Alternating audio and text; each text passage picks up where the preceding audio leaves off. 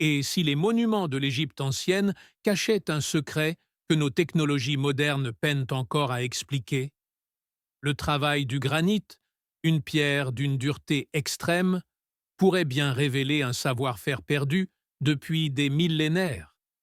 Les pyramides et temples d'Égypte fascinent depuis toujours par leur grandeur et leur mystère. Mais derrière les statues colossales, les obélisques élancés et les sarcophages massifs en granit se cache une question essentielle. Comment les anciens Égyptiens ont-ils pu tailler, polir et déplacer des blocs aussi durs avec les outils de l'époque? Le cuivre et le bronze, connus alors, semblent insuffisants pour expliquer la précision de certaines coupes. Faut-il y voir des techniques avancées aujourd'hui oubliées? Ou bien des méthodes ingénieuses, encore mal comprises par l'archéologie moderne? Dans cette vidéo, nous allons plonger au cœur d'un des plus grands mystères de l'Antiquité. Le travail du granit en Égypte, entre science, hypothèse et légende. Parmi toutes les pierres utilisées par les anciens Égyptiens, le granit occupe une place à part. Contrairement au calcaire, abondant dans la vallée du Nil et relativement facile à extraire et sculpter, le granit est une roche extrêmement dure, composée principalement de quartz, de feldspath et de mica. Sa dureté atteint 6 à 7 sur l'échelle de Mohs, ce qui le rend beaucoup plus résistant que les métaux disponibles à l'époque, comme le cuivre ou le bronze. Pourtant, les Égyptiens ont choisi d'en faire un matériau de prédilection pour certains des monuments les plus emblématiques de leur civilisation. Les carrières d'Assouan, situées au sud de l'Égypte, furent la principale source de granit rouge et rose. C'est là que les anciens tailleurs de pierre extrayaient d'immenses blocs destinés aux temples, aux obélisques et aux statues colossales. Le fameux obélisque inachevé, encore visible sur le site, témoigne de l'ampleur des travaux entrepris. Un bloc de près de 42 mètres de long et d'un poids estimé à plus de 1000 tonnes, restait fissuré dans son lit rocheux. Cet exemple illustre non seulement la maîtrise technique des Égyptiens, mais aussi les défis colossaux auxquels ils étaient confrontés. Le granit était réservé aux constructions prestigieuses et symboliques. Dans les pyramides de Gizeh, il fut utilisé pour tapisser les chambres internes et réaliser les sarcophages royaux, comme celui de Khéops. Dans les temples, il servait aux colonnes massives, aux linteaux et aux statues destinées à traverser les millénaires. Son choix n'était pas seulement esthétique. Le granit, par sa solidité, incarnait l'éternité et la puissance divine. Mais cette utilisation pose une question majeure. Comment les anciens Égyptiens ont-ils réussi à extraire, transporter et travailler des blocs de plusieurs dizaines, voire centaines de tonnes, avec des outils qui, selon nos connaissances actuelles, semblent insuffisants? Les marques d'outils visibles dans les carrières d'Assouan et sur certaines pièces terminées intriguent les chercheurs. Elles suggèrent des méthodes encore mal comprises, mêlant techniques de percussion, d'abrasion et peut-être des procédés perdus au fil du temps. Le granit égyptien n'est donc pas seulement un matériau de construction. Il est devenu un mystère archéologique en soi. Chaque obélisque, chaque sarcophage, chaque statue géante est un défi lancé à notre compréhension des techniques anciennes. Dans le chapitre suivant, nous verrons quels étaient les outils connus des Égyptiens et pourquoi leur efficacité face au granit reste aujourd'hui sujette à débat. Pour comprendre le mystère du granit égyptien, il faut d'abord examiner ce que l'archéologie a confirmé concernant les outils à disposition des anciens tailleurs de pierre. Contrairement à une idée reçue, les Égyptiens ne disposaient ni de fer ni d'acier trempé à l'époque des grandes pyramides et des temples en granit. Leurs outils principaux étaient en cuivre et parfois en bronze, alliage relativement tendre par rapport à la dureté du granit. Comment, dès lors, ont-ils pu sculpter une roche capable de résister à ces métaux? La réponse classique est que les Égyptiens utilisaient des méthodes indirectes. Les maillets en dolérite, une pierre encore plus dure que le granit, servaient à frapper et détacher des morceaux. On a retrouvé de nombreux blocs de dolérite dans les carrières d'Assouan, abandonnés sur place, confirmant cette technique. Cependant, ce procédé est lent et nécessite une main-d'œuvre considérable. Pour un obélisque géant, il fallait des centaines d'ouvriers travaillant des mois, voire des années. Les scies en cuivre et les tubes forêts, utilisés avec du sable de quartz comme abrasif, auraient permis de couper et de creuser le granit. Cette méthode est appuyée par certaines traces visibles sur des sarcophages ou des colonnes, qui présentent des marques circulaires ou rectilignes évoquant un sciage. L'abrasif, beaucoup plus dur que le cuivre, aurait fait le travail de coupe, le métal servant seulement de support. Là encore, l'efficacité est réelle, mais la vitesse reste extrêmement réduite. Pour le polissage, les Égyptiens employaient des sables abrasifs et des poudres minérales appliquées avec de l'eau et de longues séances de frottement. C'est ainsi qu'ils parvenaient à donner à certains sarcophages ou statues une finition lisse et brillante qui étonne encore aujourd'hui. Ces techniques, attestées par des découvertes archéologiques, montrent que les Égyptiens disposaient bel et bien des moyens nécessaires pour travailler le granit. Mais elles n'expliquent pas tout. Certaines surfaces présentent des coupes d'une régularité impressionnante, avec des tolérances difficiles à atteindre, même avec des machines modernes. De plus, la rapidité avec laquelle d'immenses monuments ont été érigés laisse planer des doutes sur l'efficacité exclusive de ces méthodes. Dans le prochain chapitre, nous allons examiner de plus près les indices troublants laissés sur les monuments et objets en granit, qui nourrissent encore aujourd'hui les débats entre archéologues et chercheurs indépendants. Si les outils connus expliquent une partie du travail du granit en Égypte, certains vestiges posent encore de nombreuses questions. C'est dans les détails, les marques laissées sur la pierre, la précision des coupes ou la régularité des surfaces, que le mystère s'épaissit. Un premier exemple marquant est celui des sarcophages en granit d'Assouan ou de Gizeh.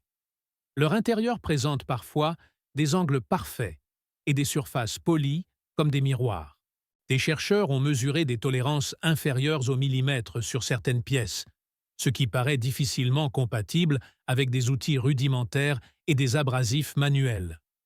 Comment obtenir une telle précision avec du cuivre, du sable et des heures de labeur? Autre indice fascinant, les traces de sciage et de forage. Dans certains blocs de granit, on observe des marques en spirale qui semblent indiquer l'usage de forêts tubulaires, mais à une vitesse et une pression supérieures à ce que l'on peut attendre d'un simple travail manuel. Des analyses réalisées au XIXe et au XXe siècle par des ingénieurs ont même suggéré que la régularité de certaines coupes pourrait correspondre à un mouvement mécanique continu, presque comme si une machine avait été utilisée. Bien sûr, aucune machine n'a été retrouvée, et ces observations restent controversées. Il y a aussi le cas des obélisques. Leur extraction et leur transport sur des dizaines de kilomètres défient l'imagination. L'obélisque inachevé d'Assouan, pesant plus de 1000 tonnes, montre à quel point ces projets étaient ambitieux. Mais ce qui intrigue, ce sont les marques de taille régulière visibles sur la pierre, comme si les ouvriers avaient appliqué une technique systématique, répétée à grande échelle. Enfin, certains blocs assemblés dans les temples, comme à Karnak ou à Abydos, présentent des joints si fins que même une lame de rasoir y pénètre difficilement. Cette précision, associée à des pierres de plusieurs dizaines de tonnes, dépasse ce que beaucoup pensent possible avec les seuls moyens attestés. Ces indices ne prouvent pas l'existence d'une technologie inconnue, mais ils nourrissent le débat. Faut-il y voir l'extrême patience et l'organisation d'ouvriers sur plusieurs générations, ou bien l'écho d'un savoir-faire oublié, reposant sur des méthodes que nous n'avons pas encore redécouvertes? Dans le prochain chapitre, nous explorerons les hypothèses archéologiques et scientifiques modernes pour expliquer ces réalisations impressionnantes. Face aux indices intrigants laissés par le travail du granit en Égypte, les archéologues et les scientifiques ont proposé plusieurs hypothèses, certaines très pragmatiques, d'autres plus audacieuses. L'objectif est de concilier les traces visibles, les outils connus et la capacité organisationnelle des Égyptiens. La première explication repose sur la force du nombre et du temps. Selon cette approche, les monuments auraient été réalisés par des milliers d'ouvriers mobilisés pendant plusieurs années, voire plusieurs décennies. Les marques de percussion, les abrasifs de quartz et les outils en cuivre suffiraient à expliquer les résultats, à condition d'accepter des cadences extrêmement lentes et une patience quasi infinie.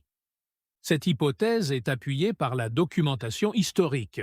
Les Égyptiens organisaient de grands chantiers collectifs, mêlant ouvriers qualifiés et main-d'œuvre paysanne mobilisée durant les crues du Nil. Une deuxième piste met en avant l'ingéniosité technique. Les Égyptiens auraient perfectionné leurs outils de cuivre en les renforçant par des inserts en pierre dure ou en utilisant des abrasifs plus efficaces que ceux identifiés jusqu'ici. Certains chercheurs évoquent même l'usage possible d'alliages ou de techniques métallurgiques encore mal documentées. Des expériences modernes montrent qu'avec du sable de quartz et de la constance, il est possible de scier du granit, même si le processus reste extrêmement long. Une troisième hypothèse s'intéresse à l'organisation des chantiers. Plutôt que de s'appuyer sur une technologie mystérieuse, les Égyptiens auraient optimisé au maximum la division du travail, la gestion des équipes et la planification des tâches. L'efficacité ne viendrait pas d'un outil inconnu, mais d'une capacité remarquable à coordonner des milliers de personnes sur plusieurs générations avec une discipline impressionnante. Enfin, certaines théories plus controversées évoquent la possibilité de savoir-faire perdu. Des techniques chimiques, par exemple, auraient pu fragiliser le granit avant sa taille, ou des procédés mécaniques rudimentaires auraient permis d'amplifier la force humaine. Rien ne prouve formellement ces idées, mais elles restent étudiées, car certaines traces semblent dépasser ce qu'on peut attendre des seuls outils attestés. L'ensemble de ces hypothèses rappelle une vérité fondamentale. L'ingéniosité humaine, même sans technologie moderne, peut accomplir des exploits impressionnants.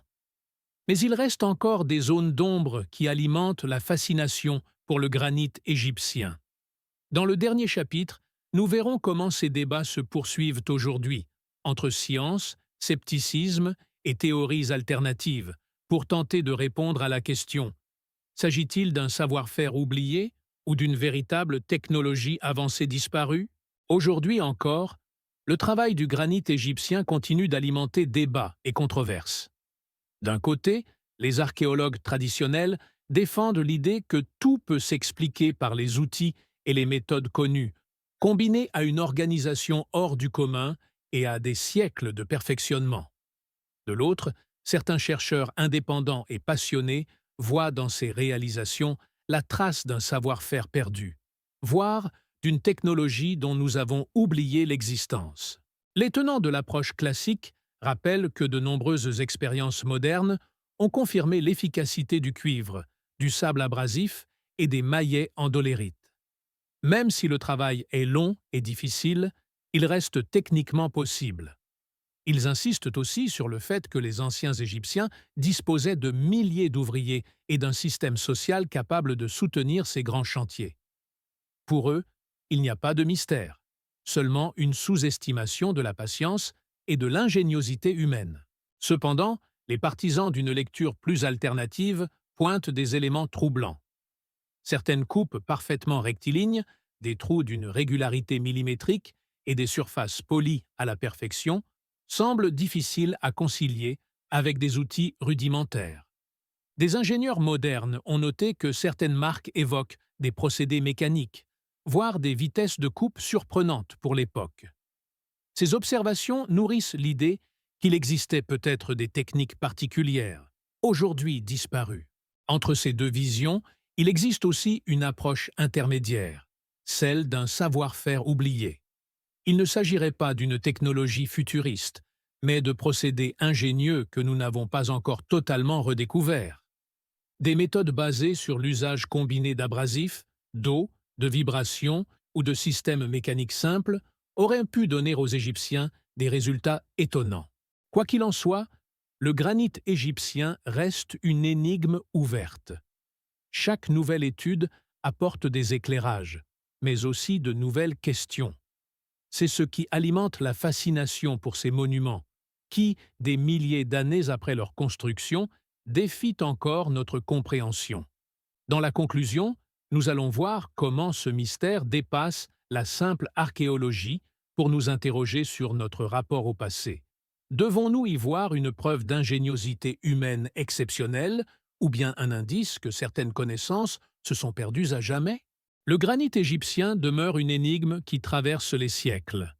Entre les obélisques géants d'Assouan, les sarcophages parfaitement polis et les monuments colossaux, tout semble témoigner d'un savoir-faire qui dépasse parfois notre compréhension moderne. Les archéologues nous rappellent que patience, organisation et techniques éprouvées suffisent à expliquer ces prouesses. Mais d'autres voix, plus audacieuses, suggèrent qu'une partie du puzzle nous échappe encore. Et c'est peut-être là le vrai mystère. Non pas de savoir si les Égyptiens disposaient d'une technologie perdue, mais de reconnaître à quel point leur ingéniosité et leur persévérance ont pu défier le temps. Chaque bloc de granit nous invite à la même question. Avons-nous sous-estimé ce que des hommes déterminés peuvent accomplir? Ou avons-nous oublié une part essentielle de leur savoir? La réponse reste ouverte, et c'est ce qui continue d'alimenter la fascination pour l'Égypte ancienne.